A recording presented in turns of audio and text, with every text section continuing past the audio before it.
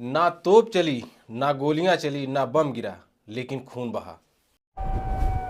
No guns fired, no bullets used, yet blood was spilled. एक ऐसी कहानी जहां 200 भारतीय जवान 1200 चीनी सैनिकों के खिलाफ बिना हथियार के खड़े हो गए,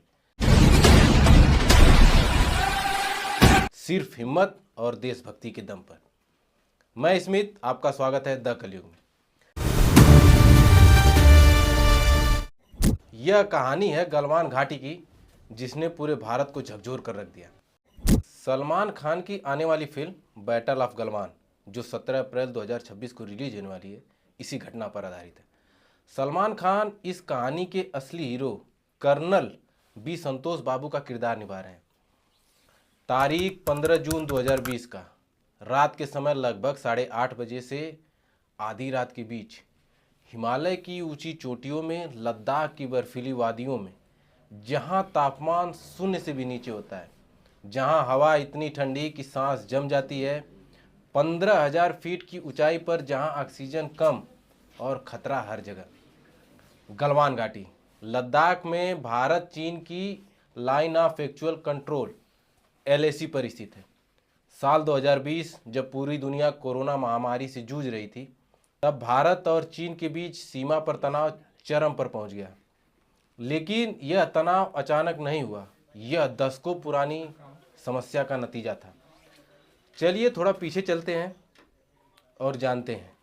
भारत और चीन के बीच सीमा विवाद 1962 के भारत चीन युद्ध से चला आ रहा है।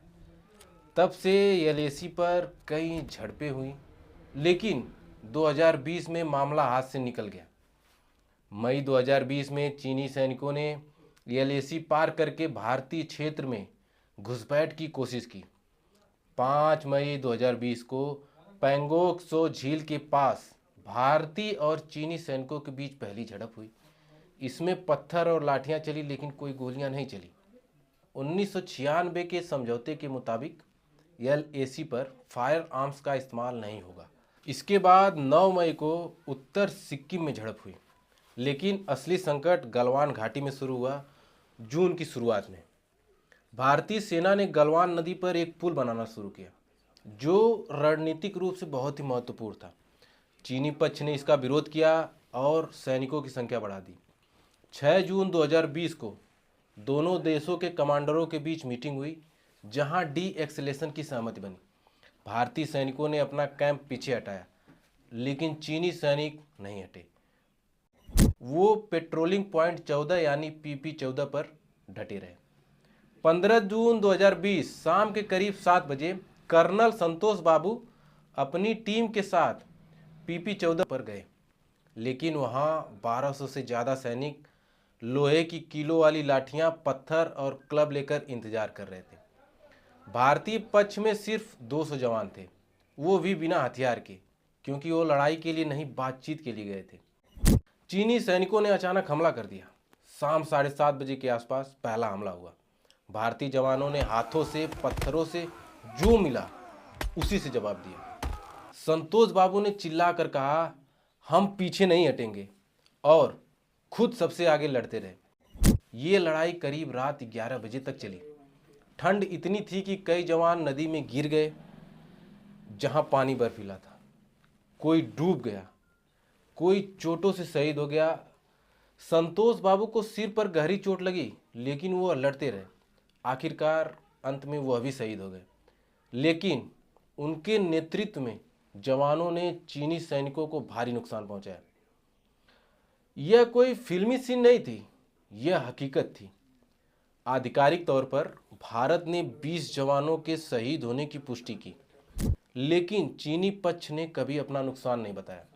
अमेरिकी इंटेलिजेंस रिपोर्ट के मुताबिक भारतीय जवानों ने चीनी पक्ष में 35 से 45 जवानों को मार गिराया, जिसमें उनका कमांडिंग ऑफिसर भी शामिल था। 16 जून 2020 की सुबह जब सूरज निकला तो घाटी पूरी लाशों से पट गई थी। दोनों पक्षों ने अपने घायलों को निकाला। उसके बाद 22 जून को कमांडर लेवल की मीटिंग हुई। फिर जुलाई में डी-एक्सेलेशन शुरू हुआ। इस घटना ने भारत चीन संबंधों को हमेशा के लिए बदल दिया। भारत ने चीनी ऐप्स बैन किए, दोनों देशों के ट्रेड्स पर असर पड़ा और सेना ने एलएसी पर अपनी तैनाती मजबूत की। इस घटना से पता चलता है कि भारत शांति चाहता है, लेकिन अपनी सीमाओं की रक्षा के लिए किसी भी हद तक जा सकता है। यह वीडियो उन शहीदों को श्रद्धांजलि है जो हमें याद दिलाती है कि सीमा पर हमारे जवान क्या सहते हैं। उन शहीदों को सलाम जो हमें सुरक्षित रखते हैं। जय हिंद, जय भारत।